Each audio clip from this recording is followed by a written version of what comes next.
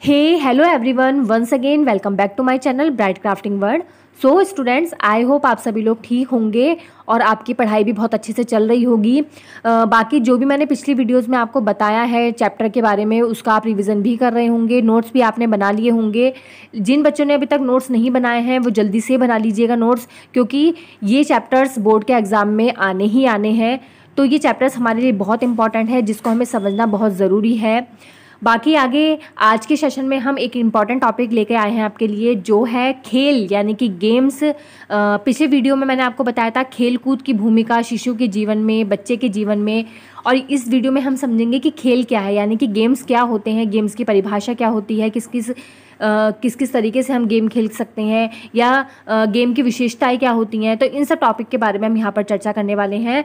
तो आज का जो ये चैप्टर है यानी कि चैप्टर 5, इसकी 2 वीडियो आएंगी। पहली वीडियो में हम यानी कि पहले पार्ट में हम खेल का अर्थ, परिभाषा, विशेषताएं, प्रकार के बारे में देखेंगे, चर्चा करेंगे। और सेकंड वीडियो में हम खेल और कार्य में अंतर, जो एक इम्पॉर्टेंट टॉपिक है, इसके बारे में मैं आपको समझाऊंगी। तो चलिए वीडियो शुरू करते हैं। वीडियो शुरू करने से पहले अगर आप मेरे चैनल पर नए हैं या आपने मेरे चैनल को लाइक, सब्सक्राइब और शेयर नहीं किया है तो वो भी ज़रूर कर दीजिएगा। बाकी चलिए वीडियो शुरू करते हैं आज की।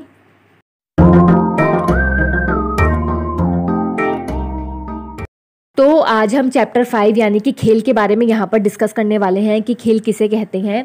देखिए, वैसे तो सभी लोग जानते हैं कि खेल किसे कहते हैं, खेल होता क्या है, लेकिन खेल को गहनता से समझने के लिए यानी कि डीपली उसके बारे में स्टडी करने के लिए हमें खेल के अर्थ को समझना है कि खेल किसे कहते हैं। देखिए, किसी कार्य को करते हुए जब हम थक जाते हैं तब हम मनोरंजन के लिए किसी भी प्रकार के खेल को खेलते हैं, जिससे हमारा दिमाग फिर से ताज़ा हो सके और फिर से हम कार्यों को कर सकें। मतलब कि जब कोई भी काम करते करते हम थक जाते हैं, हमें थकान महसूस होती है या फिर हम बोर हो जाते हैं, तब हमें मनोरंजन की आवश्यकता होती है। तब या तो हम कोई म्यूज़िक वगैरह सुन लेते हैं या फिर हम कोई गेम खेलने लगते हैं। तो उसे ही क्या कहते हैं, खेल कहते हैं। तो जो खेल होता है वो हर उम्र का व्यक्ति खेल सकता है। ऐसा नहीं है कि केवल बच्चे ही खेल खेलते हैं, बड़े नहीं खेल सकते। बड़े भी खेल खेलते हैं, लेकिन उनकी जो खेलने का प्रकार होता है बस उसमें चेंज आ जाता है। तो प्रत्येक व्यक्ति के लिए खेल का विशेष महत्व होता है। तो ये तो खेल का अर्थ था। अब इसके आगे हम खेल की परिभाषा देखते हैं कि खेल को किन किन लोगों ने अलग अलग अपने अपने हिसाब से परिभाषित किया है। खेल को परिभाषित करते हुए प्रोफेसर शुक्ल ने कहा है कि जिस प्रकार एक कवि अपने आप को कविता लिखने से नहीं रोक सकता है, एक गायक अपने आप को गाने से नहीं रोक सकता, उसी प्रकार एक खिलाड़ी अपने आप को खेलने से नहीं रोक सकता है। तो ये परिभाषा प्रोफेसर शुक्ल ने दी थी। इसके बाद दूसरी परिभाषा है झा द्वारा। झा भी एक खेल ज्ञाता है, जिन्होंने खेल को अच्छे तरीके से परिभाषित किया है, कुछ अलग ही तरीके से देखा है खेल को। उन्होंने कहा है कि खेल एक जन्मजात प्रवृत्ति होती है, मतलब जन्म से ही खेली जाती है। इसके लिए किसी ट्रेनिंग या शिक्षा की आवश्यकता नहीं होती। मतलब खेल वो होता है जो हम जन्म से ही खुद से ही खेलते हैं, लेकिन इसके लिए किसी शिक्षा या किसी ट्रेनिंग की आवश्यकता नहीं होती। खेल खेलने से तो हमें आनंद की प्राप्ति होती है। तो ये झा द्वारा परिभाषा थी। इसके अलावा और भी बहुत सारी परिभाषाएं हैं, जैसे कश्यप और पुरी एक ये भी खेल ज्ञाता है, जिन्होंने कहा है कि खेल एक ऐसी प्रक्रिया है जो आनंद के लिए खेली जाती है। मतलब खेल एक ऐसी प्रोसेस है जो जिससे केवल आनंद यानी कि खुशी की प्राप्ति होती है। तो ये सारी परिभाषाएं बहुत सारे लोगों के द्वारा दी गई थी खेल के बारे में। अब इसके बाद हम खेल के प्रकार को देखते हैं कि खेल के कौन कौन से प्रकार होते हैं जो सभी के द्वारा खेले जाते हैं। तो चलिए देखते हैं अब आगे खेल के प्रकार। खेल के कई प्रकार होते हैं, जैसे रचनात्मक खेल, खोजक खेल, गति सक्रिय खेल, बौद्धिक खेल, लड़ाई वाले खेल या फिर परीक्षणात्मक खेल। तो ये सारे खेल के प्रकार हैं। तो चलिए अब आगे हम इसको एक एक करके समझते हैं अच्छे से। सबसे पहला है रचनात्मक खेल। तो रचनात्मक खेल उन खेलों को कहा जाता है जिसमें बच्चा अपनी रचना के द्वारा किसी भी खेल को खेलता है। जैसे आपने क्ले का नाम सुना होगा, एक क्ले मिट्टी होती है। अगर हम बच्चों को क्ले दे देते हैं तो बच्चे उससे विभिन्न प्रकार के अलग अलग चीज़ें बनाकर खेलते हैं, जिससे उनकी रचना की प्रवृत्ति का विकास होता है। तो ये खेल, ऐसे खेले जाने वाले खेलों को हम रचनात्मक खेल कहते हैं। दूसरा है गति सक्रिय खेल, यानी कि मूवमेंट प्ले।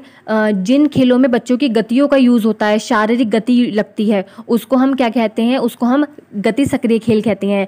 जैसे भागना, दौड़ना, इस तरीके खेल इसके अंतर्गत आते हैं। अगला है आपका बौद्धिक खेल यानी कि इंटेलेक्चुअल प्ले, जिस खेल में बच्चों की बुद्धि का यूज़ होता है, बच्चे अपना दिमाग लगाते हैं, उन खेलों को हम बौद्धिक खेल कहते हैं। जैसे चेस भी एक इसका उदाहरण है बौद्धिक खेल का। अगला है खोजक खेल। खोजक खेल जैसा कि नाम से ही आपको स्पष्ट समझ में आ रहा होगा कि जो बच्चे खोज के किसी चीज़ को निकाल के उनसे खेलते हैं तो उन्हें खोजक खेल कहते हैं। जैसे आपने देखा होगा कि बच्चे कोनों में पड़ी हुई चीज़ें ऐसे निकाल के ले आते हैं जो हमें भी नहीं मिलती है, तो उन चीज़ों को निकाल के वो खेलना शुरू कर देते हैं। तो ऐसे खेल को हम खोजक खेलों की संज्ञा में रखते हैं। अगला है लड़ाई वाले खेल। यहाँ पे तो नाम से ही स्पष्ट हो रहा है कि जिन गेम्स में लड़ाई का यूज़ होता है, लड़ाई का प्रयोग होता है, उनको जो है लड़ाई वाले खेल कहते हैं। जैसे कि कुश्ती हो गई, कबड्डी हो गई, तो इस तरीके के खेल लड़ाई वाले खेल के अंतर्गत आते हैं। अगला खेल है परीक्षणात्मक खेल। परीक्षणात्मक खेल उन खेलों को कहा जाता है जिसमें बच्चे किसी भी चीज़ को उलटने, पलटने, खोलने, बंद करने जैसे काम करते हैं। जैसे आप अपने स्क्रीन के ऊपर ये एक गेम देख सकते हैं, इसमें हम उलटने पलटने जैसे काम ही करते हैं इस गेम को खेलने के लिए। तो ये गेम परीक्षणात्मक खेल का ही एक उदाहरण है। तो ये सब खेल के जहाँ पर बच्चों को एक तरफ खुशी मिलती है, वहीं दूसरी तरफ बच्चों के ज्ञान में वृद्धि भी होती है, बच्चों का विकास भी होता है। तो खेल बच्चों के लिए बहुत ज़्यादा ज़रूरी हैं, बच्चों का विकास करने के लिए बहुत ज़्यादा ज़रूरी हैं, बच्चों के जीवन में बहुत अधिक महत्व निभाते हैं। तो ये तो हो गए खेल के प्रकार। अब आगे हम खेल की विशेषताओं के बारे में देखेंगे कि खेल की कौन कौन सी विशेषताएँ होती हैं, यानी कि कैरेक्टरिस्टिक्स ऑफ गेम्स यानी कि प्ले। तो चलिए देखते हैं आगे खेल की विशेषताएँ। खेल की अपनी बहुत सारी विशेषताएं होती हैं, जिसमें सबसे पहली विशेषता है जन्मजात प्रवृत्ति। देखिए, खेल जो है वो सभी बच्चों में जन्मजात यानी कि जन्म से देखने को मिलता है। बच्चे अपने हाथ पैरों को हिलाते हैं, ढुलाते हैं, तो यही उनका खेल होता है। तो खेल क्या है, एक जन्मजात प्रवृत्ति है, यानी कि जन्म से ही देखने को मिलती है। इसे सिखाने के लिए हमें कोई शिक्षा या ट्रेनिंग नहीं दी जाती, बच्चों को नहीं देते हैं। तो खेल एक जन्मजात प्रवृत्ति है। दूसरा पॉइंट है आनंददायक प्रवृत्ति। इसका मतलब है कि खेल खेलने से हमें खुशी और प्रसन्नता का अनुभव होता है, तो ये खेल की दूसरी विशेषता है। तीसरा है रचनात्मक प्रवृत्ति। खेल खेलने से बच्चों के अंदर रचनात्मकता का गुण विकसित होता है, उनको तरह तरह की चीज़ें बनानी आ जाती हैं और वो उनसे खेलना शुरू करते हैं। तो ये थी तीसरी विशेषता यानी कि रचनात्मक प्रवृत्ति। अगला पॉइंट है स्वतंत्रता, यानी कि बच्चे बिल्कुल स्वतंत्र होकर खेलते हैं, बिल्कुल बच्चे फ्री होकर खेलते हैं, उनके अंदर एक स्वतंत्रता का गुण विकसित हो जाता है। तो ये खेल की अगली विशेषता थी। उसके बाद अगला पॉइंट है सक्रियता। सक्रियता का मतलब होता है कि खेल बच्चों को एक्टिव रखते हैं हमेशा, मतलब बच्चा हमेशा एक्टिव रहता है खेल के प्रति। बड़ा तो एक बार को थक जाता है, उसका मन नहीं करता खेलने का, लेकिन बच्चे हमेशा खेल के प्रति एक्टिव रहते हैं, सक्रिय रहते हैं। तो सक्रियता का गुण बच्चे के अंदर पाया जाता है। उसके बाद है खेलों के माध्यम से बच्चे अपनी योग्यताएं, अपनी क्षमताएं और अपने गुणों का प्रदर्शन करते हैं किसी भी व्यक्ति के सामने, तो उन्हें अच्छा अनुभव होता है। तो ये सारी चीज़ें खेल के माध्यम से बच्चों के अंदर देखने को मिलती है। खेल के माध्यम से बच्चों के अंदर जो है सेल्फ रेस्पेक्ट और सेल्फ डिपेंडेंस का गुण भी आता है। तो ये सारे गुण जो है बच्चों के अंदर पाए जाते हैं खेल के माध्यम से।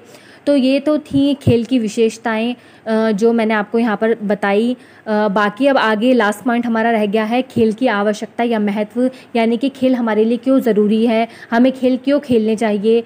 तो इसके बारे में हम यहाँ पर समझेंगे। तो बच्चों, यहाँ पर हम खेल का चैप्टर पढ़ रहे हैं, बहुत ही इंटरेस्टिंग चैप्टर है। खेलों से सभी को प्यार होता है, सभी खेल खेलते हैं। तो यहाँ पर मैं आपसे एक क्वेश्चन पूछ रही हूँ, आप मुझे उसका आंसर कमेंट में बताइएगा कि खेल दिवस कब मनाया जाता है, यानी कि खेल दिवस कब आता है, हम कब खेल दिवस मनाते हैं। तो आप मुझे इसका आंसर बताइएगा कमेंट्स में। बाकी बहुत अच्छा चैप्टर है, इसको अच्छी तरह से समझिए। आगे हमारा लास्ट टॉपिक है खेल की आवश्यकता और महत्व, तो देखते हैं जल्दी से इसको भी। देखिए, खेल हमारे लिए बहुत ज़्यादा ज़रूरी है। खेल खेलने से हम हर प्रकार से क्या रहते हैं, फिट रहते हैं। हमारा हर तरीके से संभव प्रयास होता है, विकास होता है, जैसे शारीरिक विकास, मानसिक विकास, सामाजिक विकास, संवेगात्मक विकास, बौद्धिक विकास। तो इन सब बातों को देखते हुए हमें डेली कोई ना कोई खेल ज़रूर खेलना चाहिए, जिससे हम एक्टिव रहें और हमारा अच्छे से विकास हो सके। बाकी सबका कोई ना कोई फेवरेट गेम ज़रूर होता है, जैसे मेरा फेवरेट गेम है बैडमिंटन। ऐसे ही आपका कोई ना कोई फेवरेट गेम ज़रूर होगा, तो आप उसको डेली खेलिए और एक्टिव रहिए। तो आज के लिए बस इतना ही। बाकी चैप्टर अभी पूरा नहीं हुआ है, अभी इसकी सेकंड वीडियो कल आएगी, यानी कि सेकंड पार्ट कल आएगा, जिसमें हम खेल और कार्य में अंतर समझेंगे। तो उसको देखने के लिए अगर आपने मेरे चैनल को अभी तक लाइक, सब्सक्राइब और शेयर नहीं किया है तो जल्दी कर दीजिएगा, जिससे वो पार्ट आपसे मिस ना हो जाए और चैप्टर अधूरा ना रह जाए आपके लिए। बाकी देखते हैं कल के लिए कुछ इम्पॉर्टेंट और होगा तो मैं आपको बताऊंगी। तो चलिए फिर, thanks for watching, bye bye. तैयारी कीजिए अच्छे से, और कोई भी परेशानी हो तो मुझे कमेंट्स में ज़रूर बताइएगा। ठीक है, ओके, बाय बाय।